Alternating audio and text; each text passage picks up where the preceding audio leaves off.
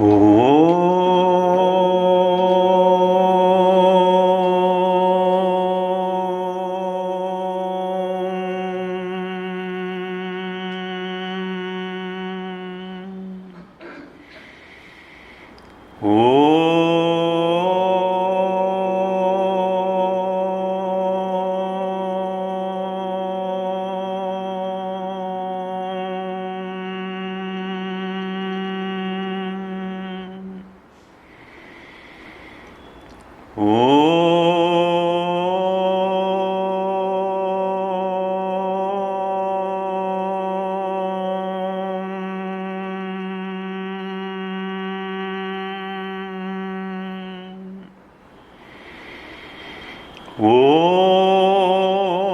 सहनाववतु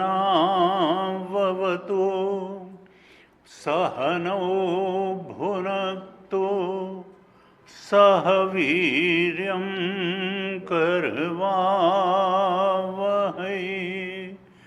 तेजस्विनावधीतमस्तु मा विद्विषावहै।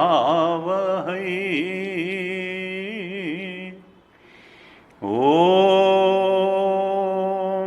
शान्ति शान्ति शान्तिः।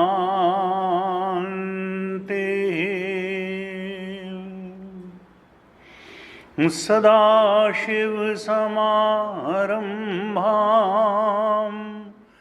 शङ्कराचार्यमध्यमाम् अस्मदाचार्यपर्यन्तां वन्दे गुरुपरम्पराम्।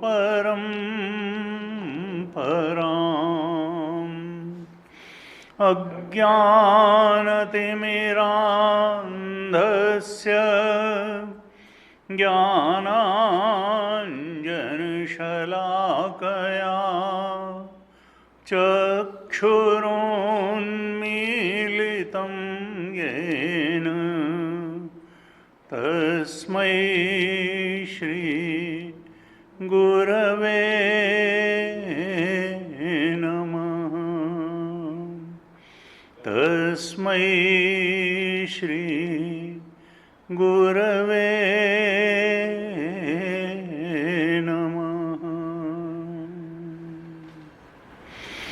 सच्चिदानन्दरूपाय विश्वोत्पत्त्यादिहेतवे तापत्रयविनाशाय श्रीकृष्णाय वयं नुमः। यं प्रव्रजन्तमनुपेतमपेतकृत्यं द्वैपायनो विरहकातराजुहाव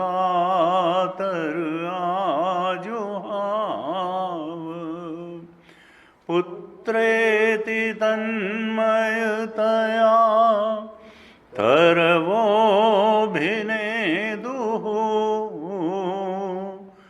तं सर्वभूतहृदयं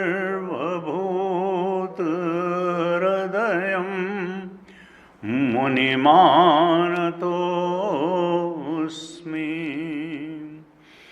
तं सर्वभूतहृदयं मुनिमानतोऽस्मि।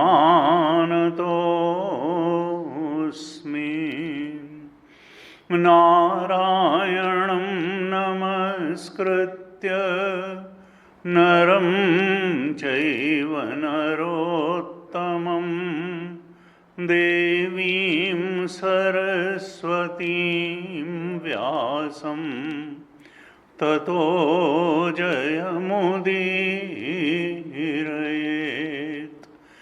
कृष्णाय वासुदेवाय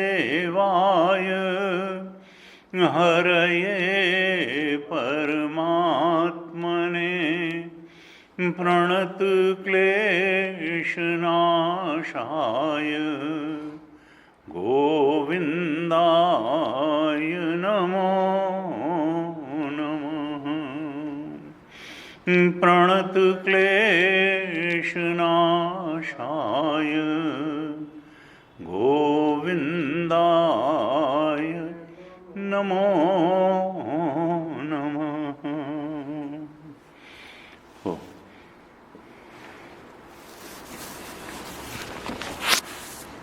श्रीमद् भागवत महापुराण की चर्चा के क्रम में हम लोग छठे स्कंद पर चर्चा कर रहे थे। छठे स्कंद के 16 अध्यायों पर हमने चर्चा की थी और प्रसंग चल रहा था वृत्तासुर का, क्योंकि जब बृहस्पति जी इंद्र की उपेक्षा को सहन न कर सके और स्वर्ग छोड़ के चले गए, तब देवताओं ने विश्वरूप को अपना गुरु बनाया। और चूंकि उनकी माता असुर कुल की थीं, तो वो देवताओं के लिए आहुति देने के साथ साथ अपने मामाओं के लिए भी आहुति दे देते थे। और इंद्र को ये बात अच्छी नहीं लगी, उनके रोष और क्रोध का कारण हुई और उन्होंने वहीं यज्ञशाला में ही विश्वरूप का सिर काट लिया और इससे ब्रह्म हत्या लगी। और जब विश्वरूप के पिता त्वष्टा को ये लगा कि भाई मेरे पुत्र विश्वरूप को इन्होंने गुरु बनाया लेकिन इंद्र ने सिर काट लिया, तब उन्होंने एक यज्ञ किया और उसमें ये यज्ञ पुरुष से आकांक्षा की कि हमको एक ऐसा पुत्र जो इंद्र का वध करने वाला। और उच्चारण में गलती के कारण ये हो गया कि इंद्र को मारने वाले की जगह ये मिल गया वरदान कि इंद्र के हाथों से मारा जाए जो ऐसा पुत्र दे दो। तो वृत्रासुर का जन्म हुआ और उस वृत्रासुर ने बड़ी वीरतापूर्वक लड़ाई की और भगवान के पास जब देवता गए तो उन्होंने कहा कि देखो दधीची से उनकी अस्थियां मांगो, उससे वज्र बनाओ, तभी ये मरेगा, नहीं तो ये यज्ञ से उत्पन्न हुआ बड़ा बलवान असुर है, ये मरने वाला नहीं है। तब फिर इंद्र ने वज्र से उसको मारा और युद्ध के समय ही उसकी भक्ति से भरी हुई वाणी देख करके इंद्र को बड़ा आश्चर्य भी हुआ कि असुर कुल में इतना बड़ा भक्त और इतना बड़ा योद्धा कैसे पैदा हुआ। और फिर वृत्तासुर के पूर्व जन्म का वृत्तांत चलता है कि पूर्व जन्म में विद्याधर चित्रकेतु थे, प्रतापी राजा थे, लेकिन उनके संतान नहीं थी। अंगिरा ऋषि के आशीर्वाद से उनको संतान हुई, लेकिन अंगिरा ऋषि ने कहा कि देखो पुत्र तो मैं तुम्हें दे रहा हूं, लेकिन तुम्हारे सुख और दुख दोनों का कारण बनेगा। और जो बड़ी रानी थी उनसे कृत्यद्युति, उनसे पुत्र हुआ और बाकी की जो रानियां थीं उन्होंने डाह ईर्ष्या के कारण उसको जहर दे दिया, तो बच्चा मर गया। और इससे जो है चित्रकेतु बहुत ज़्यादा विक्षिप्त हो गए, विलाप करने लगे राजा रानी सब। और तब उनको सांत्वना देने के लिए अंगिरा ऋषि आए, नारद जी भी आए। नारद जी ने जीवात्मा को बुलाया और जीवात्मा ने कहा किस पुरुष के माता पिता, किस जन्म के माता पिता के पास तुम मुझे बुला रहे हो? मैं तो जाने कितने योनियों में रहा और जाने कितने मेरे माता पिता रहे। जीव का स्वरूपतः कोई संबंध ही नहीं होता है। वेदांत का भी ये सिद्धांत है कि सारे संबंध शरीर से होते हैं, सारे संबंध शरीर से हैं, शरीर के लिए हैं और शरीर तक हैं। जीव का जीव से कोई संबंध नहीं होता है। जीव का संबंध, जीव क्या है? जीव है इच्छाओं में कैद चेतन, शरीर में कैद चेतन। तो जीव चेतन का एकमात्र संबंधी परमात्मा चेतन है। जीव का तो असल में चेतन का ही जड़ से कोई संबंध नहीं होता है, चेतन के लिए तो जड़ है ही नहीं। तो सारे जो संबंध हैं वो शरीर से हैं, शरीर के लिए हैं और शरीर तक हैं। जीव का अगर कोई संबंधी है जीव चेतन का कोई संबंधी है तो वो केवल परमात्म चेतन है, जीव चेतन का, परमात्म चेतन के अलावा। जीव जब आया, उस बच्चे का जीव आया, तो उसने यही कहा कि भाई तुम लोग विलाप क्यों कर रहे हो? जीव स्वरूपतः तो मुक्त है, वो किसी से आसक्त नहीं है। अब मेरा इस शरीर से इतनी ही समय का नाता था, इतना ही प्रारब्ध था, अब तुम्हारा हमारा कोई संबंध नहीं। जब इस प्रकार से उसने ज्ञान की बातें की उस जीवात्मा ने, तो फिर चित्रकेतु का और रानी का और सबका जो आसक्ति थी वो समाप्त हो गई, और वो लोग जो है थोड़ा शांति उन्हें मिली। उसके बाद नारद जी ने देखा कि बड़ा उत्तम पुरुष है चित्रकेतु, तो उसको ब्रह्म विद्या का थोड़ा उपदेश किया, और ब्रह्म विद्या को धारण करके चित्रकेतु को भगवान के दर्शन भी हुए। भगवान की उन्होंने स्तुति की, भगवान का आशीर्वाद भी प्राप्त किया, भगवान का भी उपदेश उनको प्राप्त हुआ। हमने पिछली कक्षा में अध्याय 16 में इसकी चर्चा की थी। भगवान ने कहा कि देखो चित्रकेतु, मैं ही ब्रह्म हूं और मैं ही तुम्हारी आत्मा भी हूं। यानी ब्रह्मात्मैक्य बोध का उपदेश किया। जो तुम्हारे अंदर शुद्ध चेतन है वही ब्रह्म चेतन है, उसी को भगवान भी कहते हैं। वही मायातीत परमात्मा है, वही साक्षी है, उसी का स्मरण करना चाहिए। उन्होंने कहा देखो, जब जीव मेरे स्वरूप को भूल जाता है तब वो अपने आप को मुझसे अलग मान बैठता है, और इसी कारण उसे संसार में बार बार जन्म और मृत्यु के चक्कर में पड़ना पड़ता है। ये मनुष्य योनि में ही परमात्मा स्वरूप का ज्ञान हो सकता है, और जब तक इस जीव को अपने परमात्मा स्वरूप का ज्ञान नहीं हो जाता है तब तक उसको किसी भी योनि में जाए शांति नहीं मिलती है। इसलिए ये लगता है कि फला चीज मिल जाएगी तो शांति हो जाएगी, उसमें शांति, लेकिन वास्तविकता यही है कि जब तक हमको अपने स्वरूप का बोध नहीं होगा, परमात्मा स्वरूप का ज्ञान नहीं होगा, तब तक शांति हमको मिलेगी नहीं। मूल जो हमारी परेशानी है वो आत्म अज्ञान है। आत्म अज्ञान की परेशानी मूल परेशानी है, लेकिन हम तो अपने रोग की डायग्नोसिस खुद करते हैं और इलाज भी खुद करते हैं। रोग हम क्या समझते हैं हमारा कि इच्छाएं कम पूरी हो रही हैं, और फिर इलाज क्या ढूंढते हैं कि इच्छाएं ज़्यादा पूरी कर लेंगे तो शांति और सुख मिल जाएगा।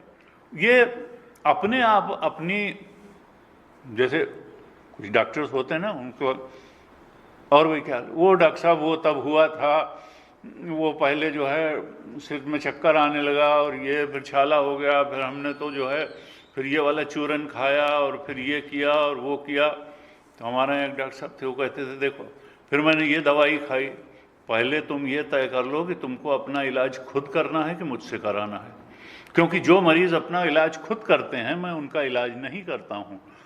तो अगर खुद करना हो तो पैसे ले लो, 200 रुपये तो लेते, जाओ घर अपना इलाज खुद करो। मुझसे कराना है तो ये सब कहानी बताने की ज़रूरत नहीं है, तुम जो है जो मैं कह रहा हूँ केवल अपना रोग बताओ। हमारे साथ भी कुछ वही, हम उसी प्रकार के मरीज हैं कि हम अपनी डायग्नोसिस भी खुद करते हैं और अपना इलाज भी खुद करते हैं, जबको हमको अपनी डायग्नोसिस रोग की सद्गुरु से करानी चाहिए और इलाज भी सद्गुरु या सदशास्त्र से पूछ के ही करना चाहिए। और वो हमारी डायग्नोसिस क्या है कि इच्छाएं कम पूरी हुई हैं इसलिए कम शांति सुख मिला है, और इच्छाएं ज़्यादा पूरी हो जाएंगी तो ज़्यादा सुख मिल जाएगा और ज़्यादा शांति मिल जाएगी। और हो सकता है कि सद्गुरु इसका ठीक उल्टा बतावे कि इच्छाएं ही तुम्हारी परेशानी का कारण है इच्छाओं को त्याग करना तुम्हारा रोग का इलाज है, न कि इच्छाएं पूरी करना तो भगवान ने कहा कि देखो सारे मनुष्य सांसारिक सुख के लिए ही चेष्टाएं कर रहे हैं, लेकिन वो जिस उद्देश्य, सुख पाने के उद्देश्य से चेष्टाएं करते हैं, उनकी चेष्टाओं का परिणाम ठीक उल्टा होता है। उन चेष्टाओं से उनको दुख की प्राप्ति हो जाती है। इसलिए ये इच्छा परायण कर्म करने की सनक छोड़ दो, ये तुम्हारी रोग का इलाज नहीं है। तुम्हारी रोग का इलाज तो भगवत परायण कर्म है, वही जिसको गीता में कर्मयोग कहा। इच्छा की प्रेरणा से कर्म नहीं, फल की आसक्ति से कर्म नहीं।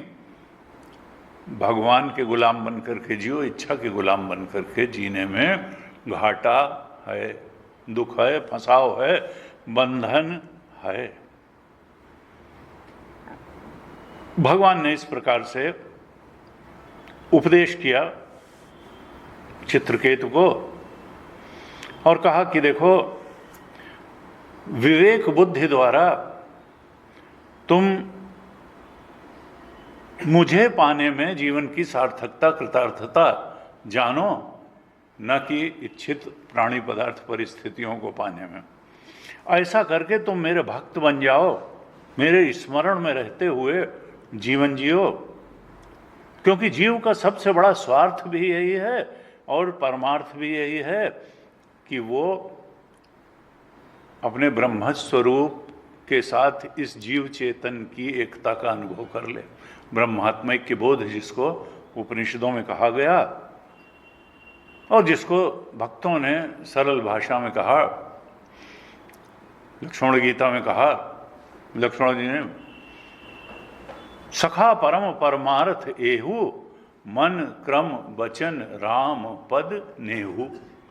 परम परमार्थ क्या है जीव का कि मन वचन कर्म से वो संसार में ही अपने प्रेम का निवेश न करे, क्योंकि वो तो आसक्ति हो जाएगी। भगवान के चरणों में मन वचन कर्म से प्रेम करे। स्वार्थ साच जीव कर एहा, मन क्रम वचन राम पद नेहा। सच्चा स्वार्थ यही है कि मन वचन कर्म से भगवान के चरणों में प्रेम हो जाए। इस प्रकार से भगवान ने चित्रकेतु को उपदेश किया था जीवन के संबंध में और मुक्ति के संबंध में, और फिर भगवान उपदेश देकर के अंतर्ध्यान हो गए। अब यहां तक हमने चर्चा की थी। अब 17वें अध्याय से, कुल 19 अध्याय हैं इस छठे स्कंद में, तो 17वें अध्याय में शुकदेव जी कहते हैं कि ये चित्रकेतु जो है, जब इतना अच्छा व्यक्ति था, इतना सुंदर राजा था, भगवान के दर्शन उसको हुए, भगवान का उपदेश प्राप्त हुआ, नारद जी का उपदेश प्राप्त हुआ, अंगिरा ऋषि का जो है अनुग्रह प्राप्त हुआ, तो फिर ये असुर योन में वृत्तासुर कैसे बन गया जाके? वृत्तासुर बना। हाँ, ये है कि भक्ति का प्रभाव, भगवत दर्शन का प्रभाव ये रहा कि वहां भी उसकी भक्ति कम नहीं हुई। भक्ति की पराकाष्ठा पर रहते हुए ही वो असुर कुल में उत्पन्न हो गया। तो ये क्या रहस्य है? शुकदेव जी कहते हैं, परीक्षित, एक बार ऐसा हुआ कि ये विद्याधर चित्रकेतु विमान पर सवार होकर के कहीं जा रहे थे, कैलाश के ऊपर से गए तो देखा कि मुनियों की सभा लगी हुई है और उस सभा में भगवान शंकर बैठे हुए हैं और पार्वती जी को गोद में लेकर के बैठे हुए हैं। ये जब उसने देखा तो एक तो विमान से उतरा नहीं, विमान पर चढ़े चढ़े ही उसने पार्वती जी को सुना सुना करके कहा और जोर जोर से हंसा कि देखो तो जरा, ये जो है जगत के धर्म शिक्षक हैं, जगत गुरु कहते हैं अपने आप को, और भरी सभा में पत्नी को अपने शरीर से गोद में लेके बैठे हुए हैं। इनसे ज़्यादा निर्लज्ज व्यक्ति कोई होगा? ये कहाँ के जगत गुरु और कहाँ के धर्म शिक्षक? शुकदेव जी कहते हैं, परीक्षित, शंकर जी ने तो कुछ कहा ही नहीं, उनकी बुद्धि अगाध है। चित्रकेतु का ये कटाक्ष सुन के वो भी हंसने लगे, वो कुछ बोले नहीं।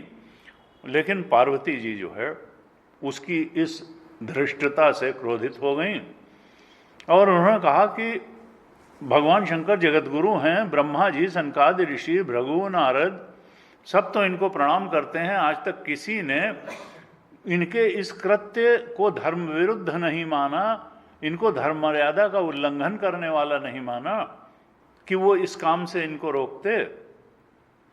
और तुम तो बहुत ढीठ हो, तुम निश्चित रूप से दंड के पात्र हो। इस प्रकार की दृष्टि रखने के कारण अब तुम असुर योनि में जाओ, क्योंकि तुम्हारी बुद्धि में आसुरी वृत्ति ही है। तुम किसी भी घटना में शुभ पक्ष, दैवी पक्ष नहीं देख पाते हो, इसलिए जैसी वृत्ति है वैसी योनि में जाओ, तुम असुर जाओ, बन जाओ। गुरु जी कहते थे देखो ये प्रतीक रूप है, पार्वती जी ब्रह्म विद्या है और शंकर जी ब्रह्म रूप हैं। अब ब्रह्म विद्या जो है वो कभी ब्रह्म से अलग होगी? ब्रह्म विद्या तो हमेशा ब्रह्म की गोद में ही रहेगी, और ब्रह्म विद्या ही तो है। केनोपनिषद में जो कथा आती है यक्ष की, कि ब्रह्म ही जब देवता लोग दानवों पर विजय पाने के बाद में जश्न मना रहे थे, वहाँ पूरा पिकनिक चल रही थी, और तब एक बड़ा ही तेजस्वी यक्ष वहाँ प्रकट हुआ और सारे देवता उसके सामने धूमिल पड़ गए। और तब अग्निदेव, वायुदेव गए पता करने, और फिर कुछ पता नहीं कर पाए। फिर इंद्र स्वयं गए तो वो यक्ष अंतर्ध्यान हो गया, लेकिन वो बैठे रहे, वेट करते रहे। तब वहाँ अम्बा उमा पार्वती आई और उन्होंने कहा, वो ब्रह्म ही थे, उन्हीं की शक्ति से शक्तिमान हो करके तुम लोगों ने दानवों पर विजय पाई है, और तुम लोग अपनी पीठ ठोंक करके जो जश्न मना रहे हो और उनसे पूछते हो, ये तुम लोगों का अहंकार ही तुमको बार बार ले डूबता है कि तुम अपनी विजय का श्रेय खुद ले लेते हो और परमात्मा के सामने सिर झुकाने के बजाय अपने अहंकार को पोषित कर लेते हो। तुम तो उनके सामने सिर झुकाओ जिनकी शक्ति से तुम शक्तिमान हो करके स्वर्ग का राज्य करते हो। तब इंद्र को सत्य का ज्ञान हुआ। तो ये कहते बिना ब्रह्म विद्या के ब्रह्म तक तो पहुंचा ही नहीं जा सकता है। जब तक पार्वती अम्बा की कृपा नहीं होगी, ब्रह्म विद्या की कृपा नहीं होगी, तो ब्रह्मबोध होगा नहीं। लेकिन तो ब्रह्म विद्या कभी ब्रह्म से अलग नहीं है। शक्ति और शक्तिमान को अलग करके नहीं देखा। ये थोड़ा कि वो शक्तिमान है और ये शक्ति है। शक्ति तो हमेशा शक्तिमान से अभिन्न होके ही रहेगी, बल हमेशा बलवान से अभिन्न होकर के ही रहेगा, ज्ञान हमेशा ज्ञानवान से अभिन्न होकर के रहेगा, विद्या हमेशा विद्यावान के से अभिन्न होके ही रहेगी। तो ये नहीं समझ पाए चित्रकेतु, और फिर पार्वती जी ने शाप दे दिया। बस ये था कि बुद्धि शुद्ध हो गई थी भगवत दर्शन से और ऋषियों की, नारद जी की, संतों की कृपा से। तो उन्होंने तब ये शाप पा करके अब वो विमान से उतर करके आए। उन्होंने हाथ जोड़ करके पार्वती जी को प्रणाम किया और कहा कि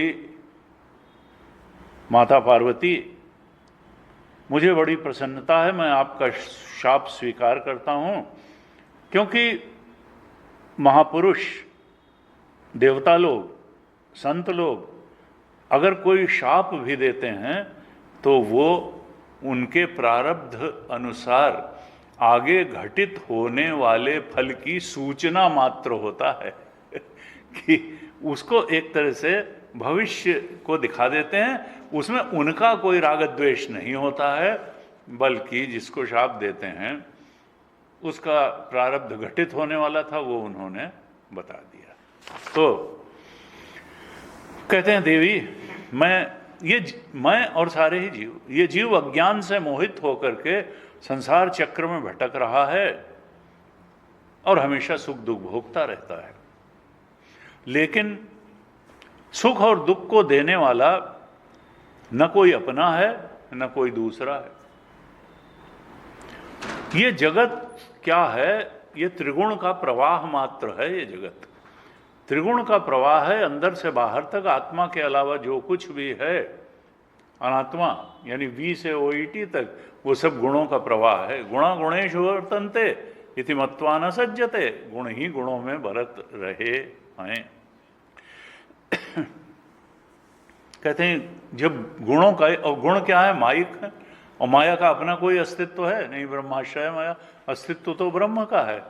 ब्रह्म से ताकत पाके ही माया शक्तिमान होती है, माया की अपनी कोई ताकत ही नहीं। तो फिर ये तो इच्छाओं का प्रक्षेपण मात्र है। जगत का अस्तित्व क्या है, जीव का अस्तित्व क्या है, कोई वास्तविक अस्तित्व है? इच्छाओं के रहते ही इसका अस्तित्व। इच्छाओं से आक्रांत, इच्छाओं में सीमित, लिमिटेड चेतन को ही जीव कहते हैं, और इच्छाओं की पूर्ति के लिए ही तो जगत है। शरीर है, सूक्ष्म शरीर भी है और स्थूल शरीर भी है और जगत भी है। तो केंद्र में क्या है? इच्छाएं हैं। ये जगत तो गुणों का स्वाभाविक प्रवाह है, ये तो इच्छाओं का प्रक्षेपण मात्र है। जैसे सिनेमा के पर्दे पर प्रक्षेपण होता है, उस तरीके का ये है। इसमें शाप क्या, अनुग्रह क्या, स्वर्ग क्या, नरक क्या, सुख क्या, दुख क्या? ये जो है ये सब एक खेल टाइप का है। सब खेल है। ऐसे कहा। यहां कहते हैं कि भगवत दर्शन इसको भी हुआ था, तपस्वी था, ये चाहता तो पलट करके ये भी शाप दे सकता था, लेकिन यही इसमें इतना संत स्वभाव हो गया था कि इसने शाप को स्वीकार कर लिया और बदले में कोई अनुचित बात नहीं कही, बदले में कोई शाप नहीं दिया। कहता है भगवान ही अपनी माया से बंधन, मोक्ष, सुख, दुख सबकी रचना करते हैं, लेकिन उनका स्वयं न सुख में कोई राग है और न कोई क्रोध उनके अंदर है, न किसी से द्वेष करते हैं। ये माया, ये पाप पुण्य, सुख दुख, हित अनहित, बंध मोक्ष, जन्म मृत्यु, ये सब माया के ही कारण कार्य हैं और यही संसरण आवागमन के कारण बनते हैं। और फिर कहता है कि मेरी कोई बात आपको अनुचित लगी हो तो मुझे क्षमा करें।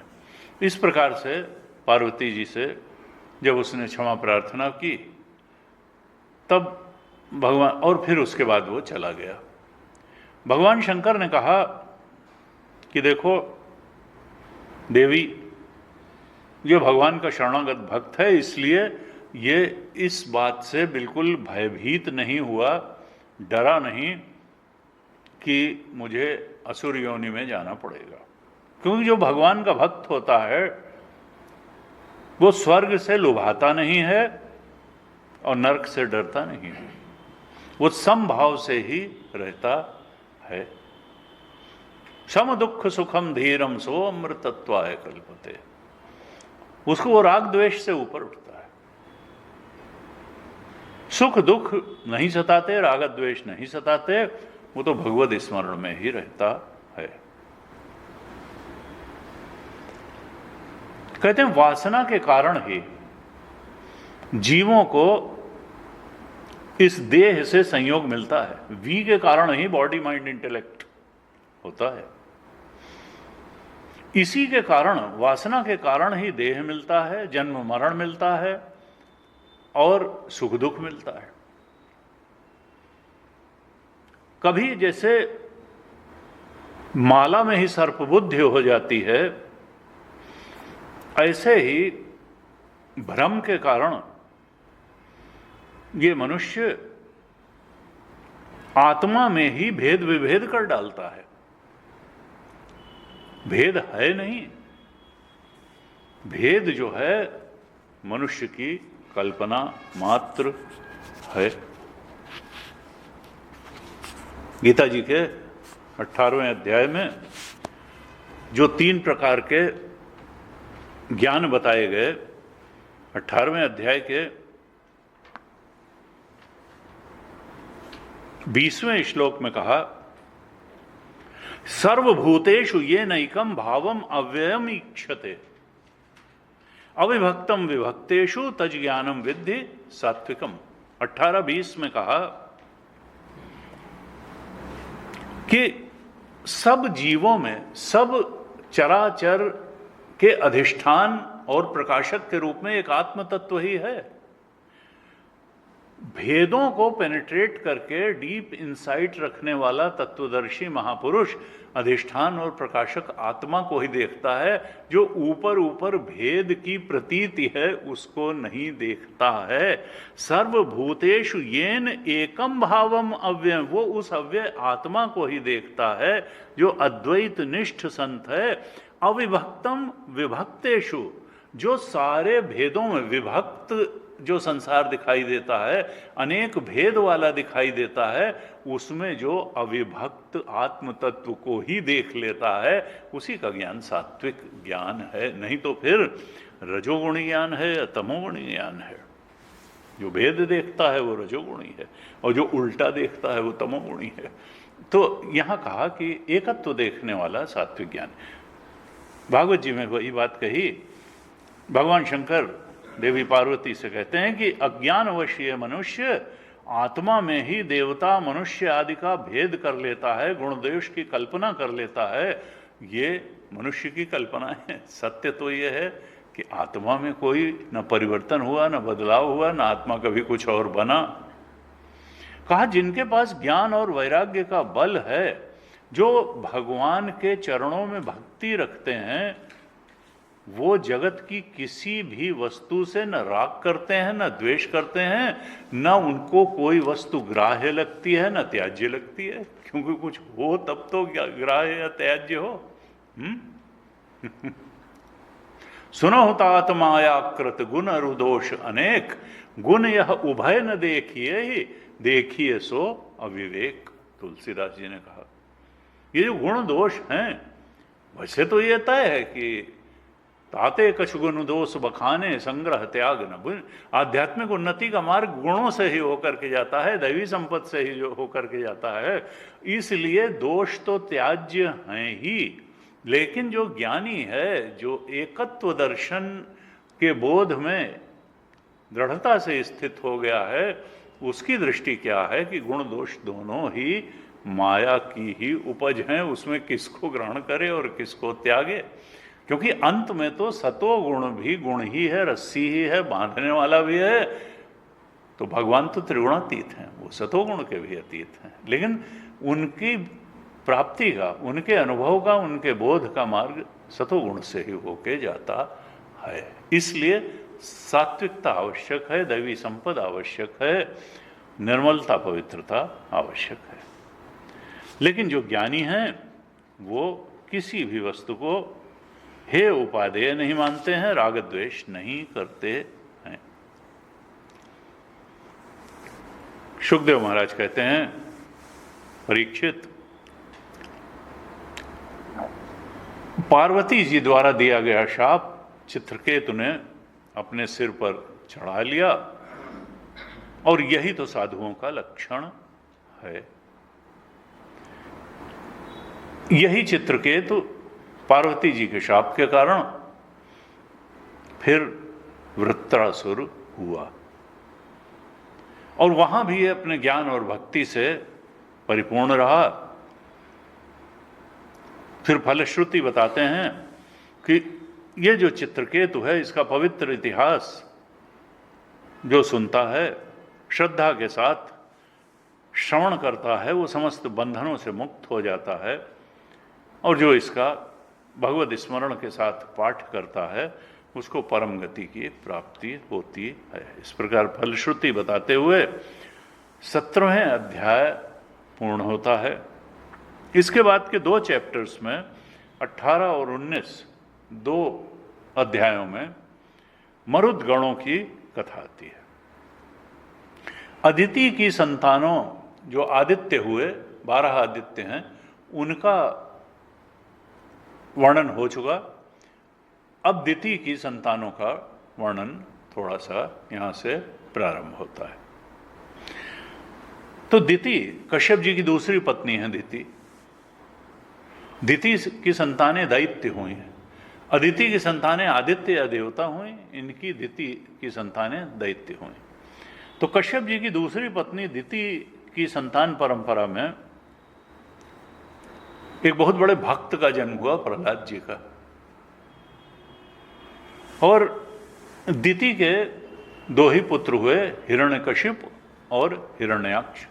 बड़े का नाम हिरण्यकशिपु था और छोटे का नाम हिरण्याक्ष था।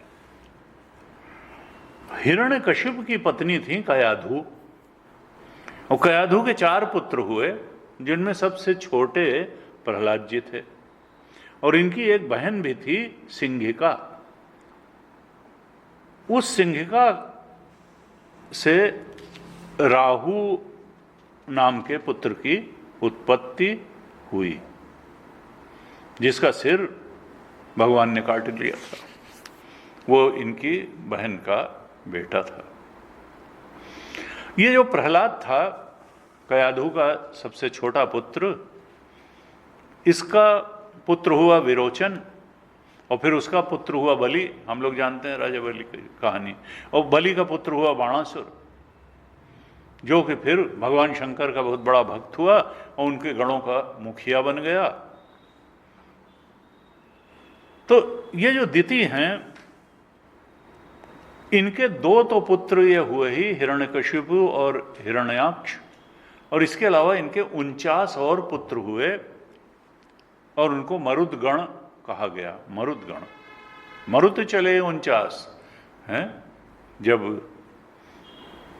लंका में गए हनुमान जी, और त्रिजटा ने कहा कि एक वानर आया है, उसने लंका जलाई, तो उन्होंने कहा हमारा तो कोई ऐसा एजेंडा था ही नहीं। हनुमान जी ने, ये क्या कहती है राक्षसी, ये और बाकी सब तो ठीक कह रही है, लेकिन ये वानर ने लंका जलाई कहाँ से आ गया?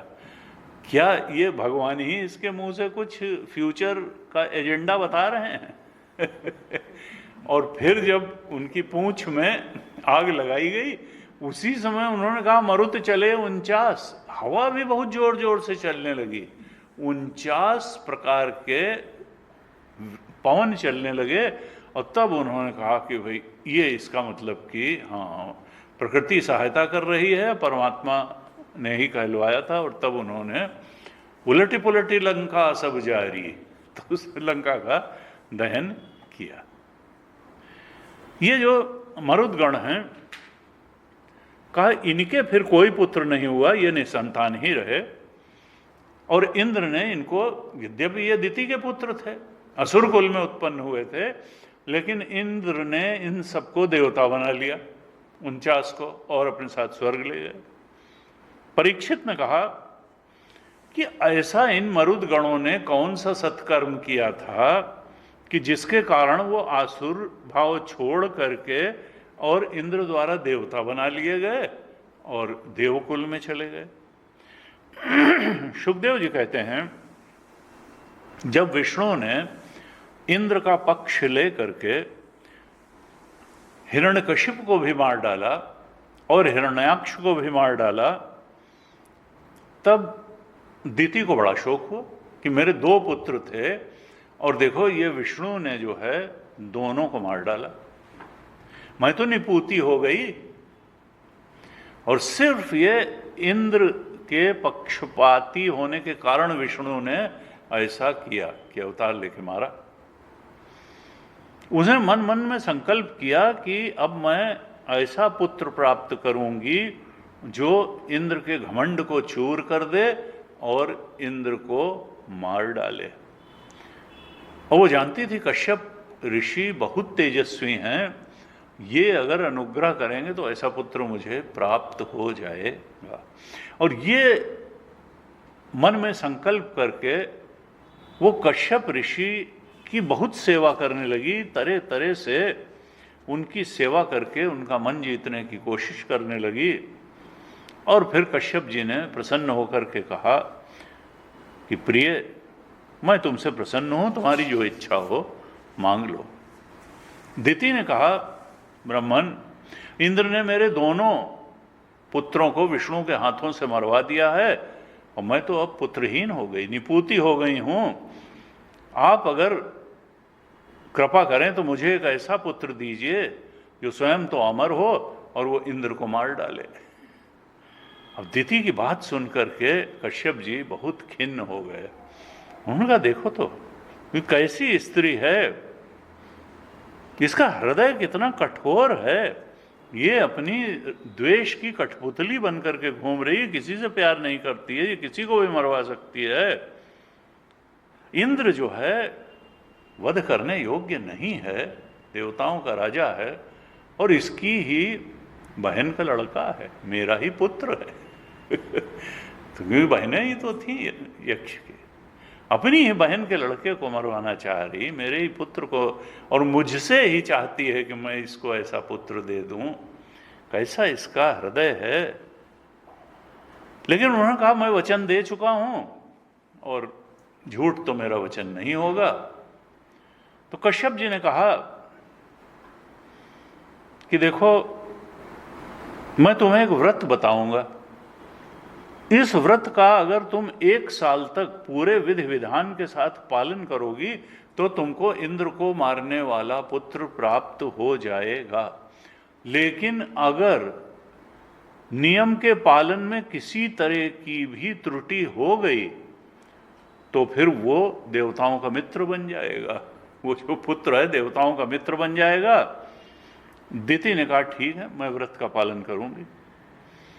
तब कश्यप जी ने कुछ नियम बताए, विस्तृत हैं, उनमें कुछ क्या थे कि 1 वर्ष तक जब व्रत का पालन हो तो मन वचन और कर्म से किसी को सताए नहीं, किसी को शाप न दे, किसी को गाली न दे, कटु वचन न कहे, झूठ न बोले, वाणी का संयम रखे, सुबह शाम सोए नहीं, प्रातः काल कुछ भी खाने से पहले गाय ब्राह्मण लक्ष्मी जी और भगवान नारायण की पूजा करे। ऐसे नियम बताए और फिर कहा इस व्रत का नाम पुंसवन व्रत है। 1 वर्ष तक अगर तुम बिना किसी त्रुटि के इस व्रत का पालन करोगी तो तुम्हारी कोख से इंद्र को मारने वाला पुत्र पैदा होगा। अब दिति जो है वो जान गई कि मेरी कोख में कश्यप जी का वीर्य जो है धारण है, पल रहा है, और वो नियमों का बड़ी ही दत्त चित्त होकर के निष्ठा से पालन करने लगी। उधर इंद्र को जब ये बात मालूम पड़ी कि मेरी मौसी मुझे मारने वाला पुत्र उत्पन्न करने का संकल्प ले करके ऐसे व्रत का पालन कर रही है, तो वो वेश बदल करके दिति के पास आए और वहाँ जहाँ वो रहती थी आश्रम में रहने लगी थी, तो दिति के आश्रम में आए और उसकी बहुत सेवा करने लगे। वेश बदल करके उसकी सेवा करने लगे और हमेशा इस बात पर दृष्टि रहती थी कि जहाँ इसके नियम में थोड़ी त्रुटि हो तो मैं इसके गर्भ को समाप्त कर दूं। क्योंकि व्रत पालन करते हुए इंद्र के ये अंदर इतनी ताकत नहीं थी कि वो उस गर्भ को नष्ट कर सके। और दिति नियमों से, व्रत के नियमों से कभी हटी नहीं। जब कोई त्रुटि नहीं मिली इंद्र को तो वो बहुत ही चिंतित हो गए, थोड़ा डर गए। लेकिन तभी भगवान की कृपा हुई और एक दिन शाम को ऐसा हुआ कि दिति संध्या के समय बिना आचमन किए, जूठे मुंह से, बिना पैर धोए और सो गई। जब सो गई तो इंद्र ने देखा कि ये तो बड़ा अच्छा समय है। वो झटपट दिति के गर्भ में उन्होंने प्रवेश किया और गर्भ के 7 टुकड़े कर दिए। जब 7 टुकड़े कर दिए तो वो 7 रोने लगे कि मुझे मत मारो, मत मारो। तब इंद्र ने कहा कि रो मत, रो मत, मारो दीति, मरुत, न रो, न रो। लेकिन मरे नहीं वो। इंद्र ने कहा मत रो, मत रो, और ये कह के 7 और टुकड़े कर दिए, एक एक के साथ साथ, तो 7 × 7 49 हो गए। लेकिन वो तब भी नहीं मरे, वो तब भी मरे नहीं, वो तो एक की है 49 हो गए।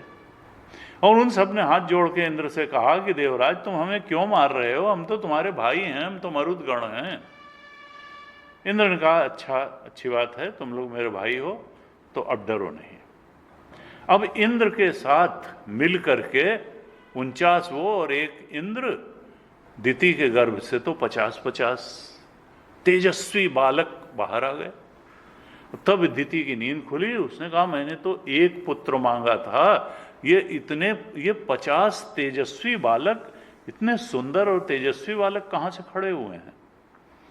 तब उसने इंद्र से कहा कि बेटा मैंने तो एक पुत्र के लिए संकल्प किया था, ये 49 कैसे हो गए।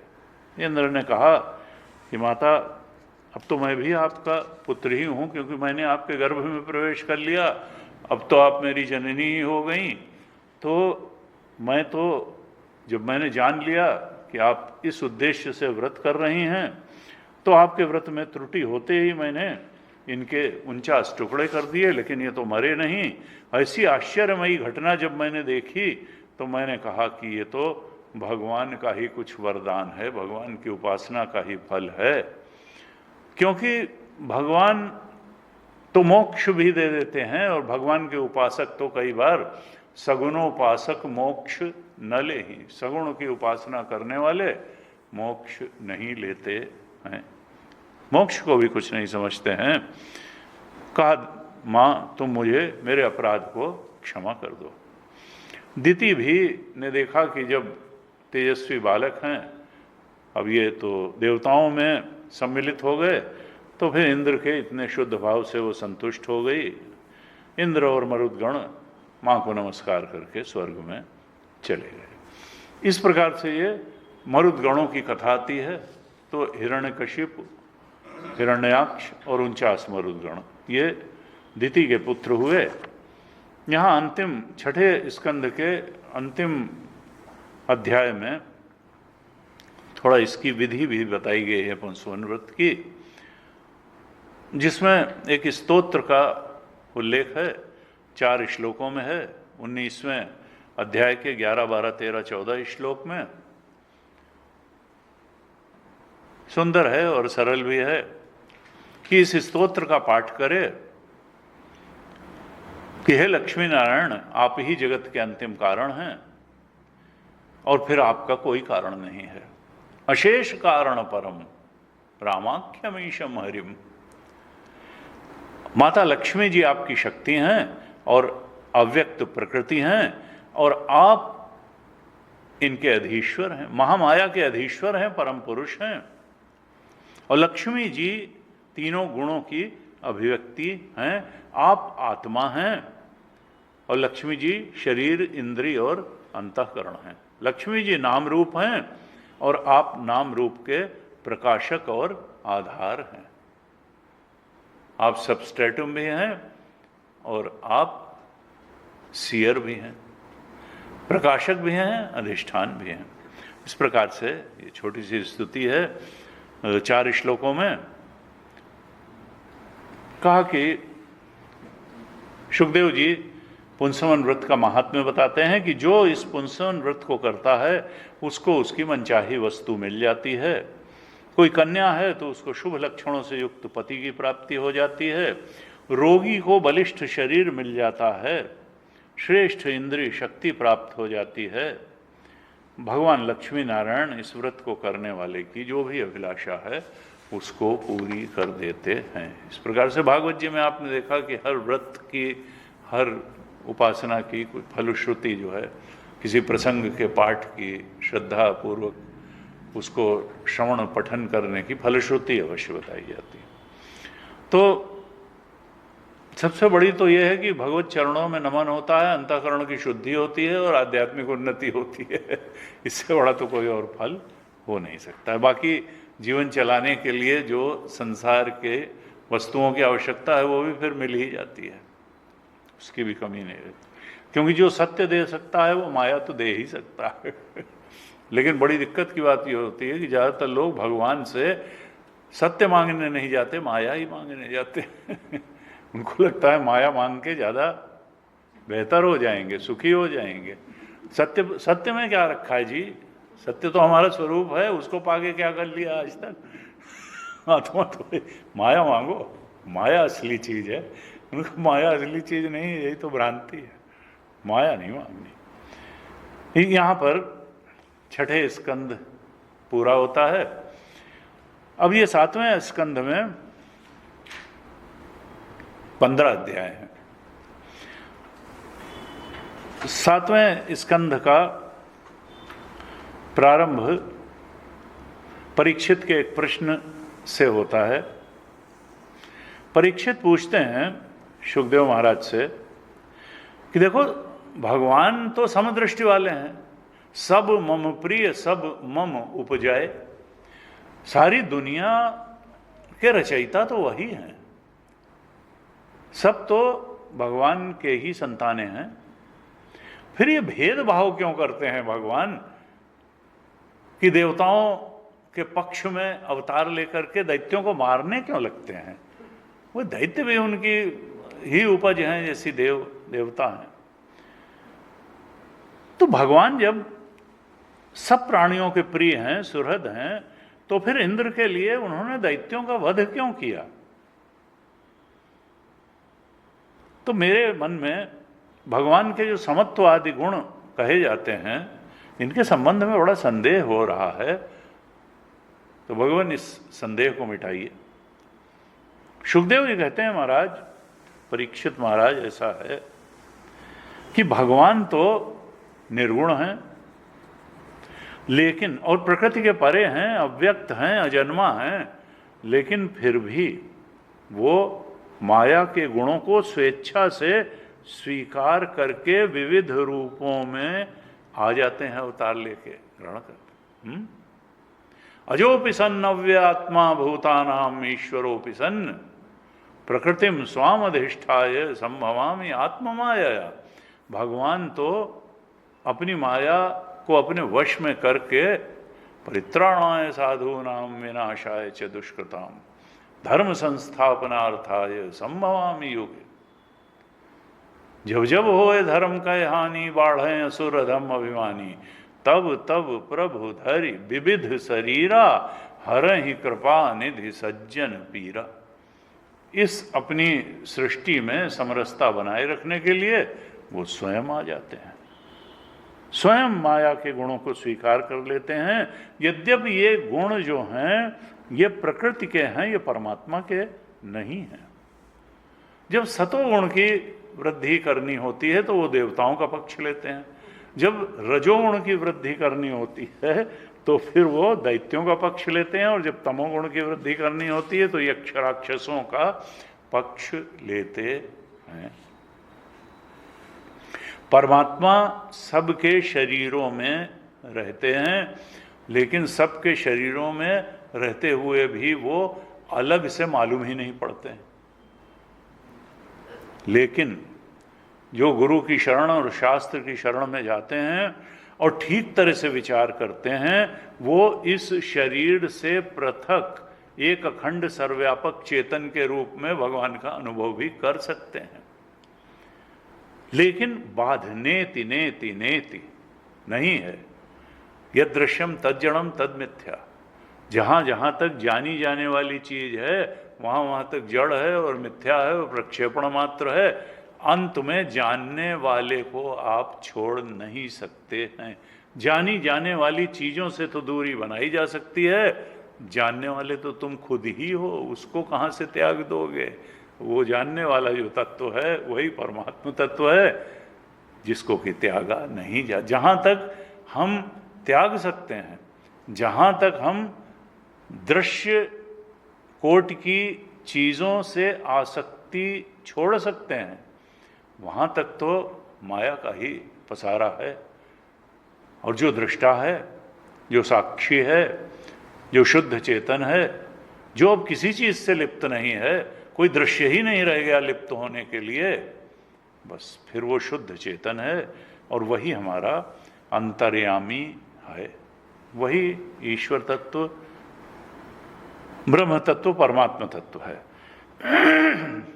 शुकदेव जी कहते हैं, परीक्षित, ये जो काल है ये भगवान के ही अधीन है।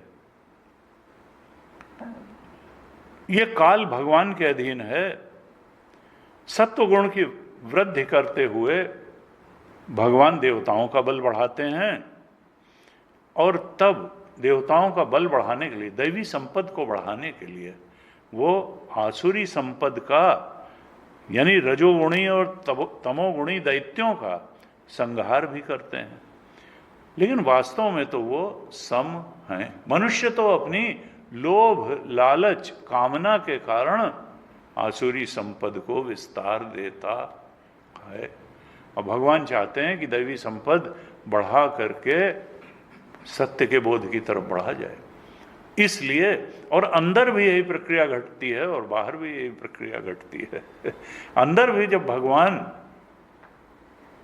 आसुरी संपद बढ़ जाती है तो व्यक्ति के कर्म पर भी उसका प्रभाव आता है और फिर उसको दुख भी झेलना पड़ता है, क्योंकि हम हर एक को हमेशा बेवकूफ़ नहीं बना सकते। हमारा दुष्कर्म हमारे ही ऊपर भारी पड़ता है। ये कहते हैं, ये भी कहना गलत है कि आज हम खराब काम करेंगे तो परसों जो है होगा ना, आज ही वो फल लिख जाता है। इसीलिए गुरुदेव कहते थे, you are not punished for your actions, you are punished by your actions.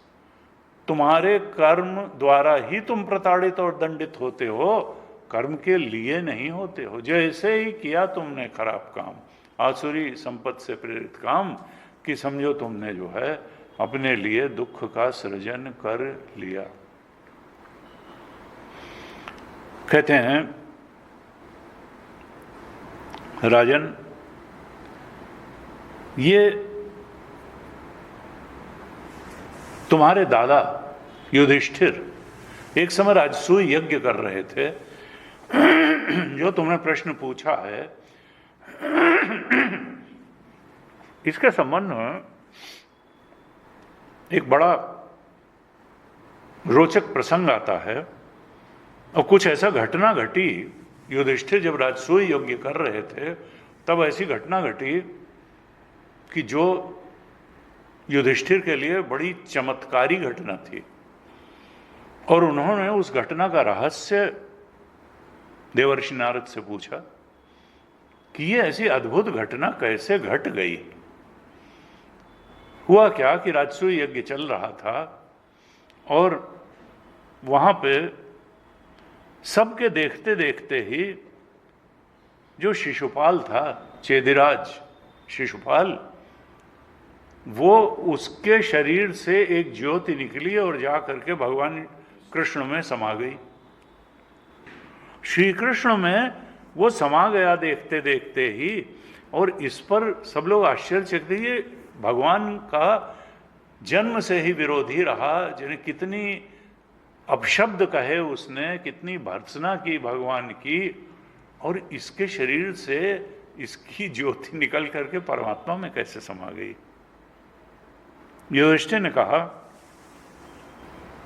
Narad ji से कि भगवान श्री कृष्ण में जो परम तत्व ही हैं उनमें समा जाना तो भक्तों के लिए भी दुर्लभ है, फिर शिशुपाल को ऐसी गति कैसे मिल गई।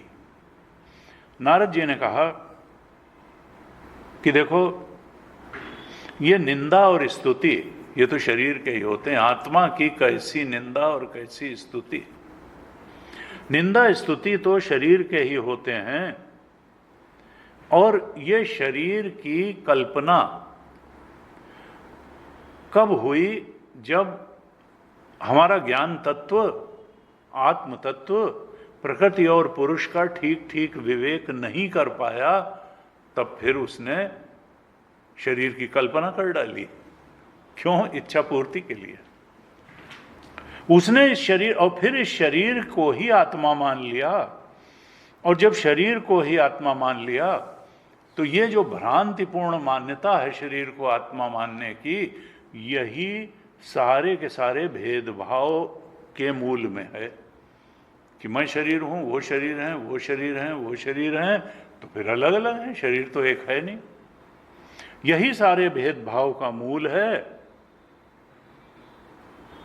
और तब यह भी होता है कि शरीर के सुख से अपना सुख है, शरीर के दुख से अपना दुख है, शरीर के जन्म से अपना जन्म है, और शरीर की मृत्यु से अपनी मृत्यु है। तब व्यक्ति ये समझता है कि शरीर का अगर वध हो गया तो मेरा वध हो गया, जबकि भगवान क्या है? आत्म तत्व में अभिमान नाम की कोई चीज नहीं है। वो तो सर्वात्मा है, वो तो अद्वितीय हैं, वो तो अगर किसी को दंड भी देते हैं तो उसके कल्याण के लिए ही देते हैं, वो द्वेष के कारण या क्रोध के कारण भगवान किसी को दंड नहीं देते हैं। नारद जी कहते हैं इसलिए चाहे जिस भाव से भी हो भगवान का स्मरण बनाए रखना चाहिए। भाव कुभाव अनख आलसहूं, नाम जपत मंगल दिशि दसहूं। तुलसीदास जी ने कहा नाम जप जो है भाव कुभाव अनख आलस हूं, ऊब के जियो, आलस्य से जियो, भक्ति भाव से जियो, चाहे बैर भाव से जपो, भगवान का स्मरण करो। नाम स्मरण में बड़ी ताकत है। इसलिए कहा कि चाहे बैर भाव से, चाहे भक्ति भाव से, चाहे भय से, चाहे स्नेह से, चाहे किसी कामना पूर्ति के लिए, कैसे भी हो अपने मन को पूरी तरह से भगवान में लगा देना चाहिए। भगवान की दृष्टि में इन भावों में कोई भेद नहीं है। उनका ये जो चेदिराज शिशुपाल था, इसने बैर भाव से भगवान का स्मरण, चाहे उनको अपशब्द कहते हुए ही इसमें, लेकिन इसके बैर भाव में भगवत स्मरण जरूर बना रहा हमेशा। और उसी भगवान में के स्मरण करने का ये प्रभाव हुआ कि अंत में भगवान में ही जाके लीन हो गया, तत्मय हो गया, तन्मय हो गया। क्योंकि कई बार आदमी जिससे प्रेम करता है उससे उतना नहीं बंध पाता है, बैरी से ज्यादा बंध जाता है। तो ये जो है इसने स्मरण किया भगवान का। कहा इसलिए क्या है कि ये जो शिशुपाल था,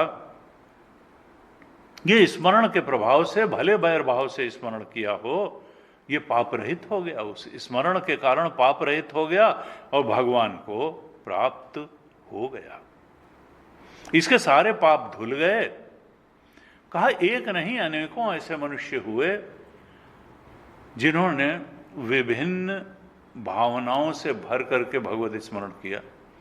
यहां लिखते हैं कि गोपियों ने तीव्र काम या प्रेम से भगवान का स्मरण किया, कंस ने भय से स्मरण किया, शिशुपाल और दंतवक्र ने द्वेष से स्मरण किया, यदुवंशियों ने अपने परिवार के संबंधी के रूप में उनका स्मरण किया, और तुम पांडवों ने स्नेह से उनका स्मरण किया।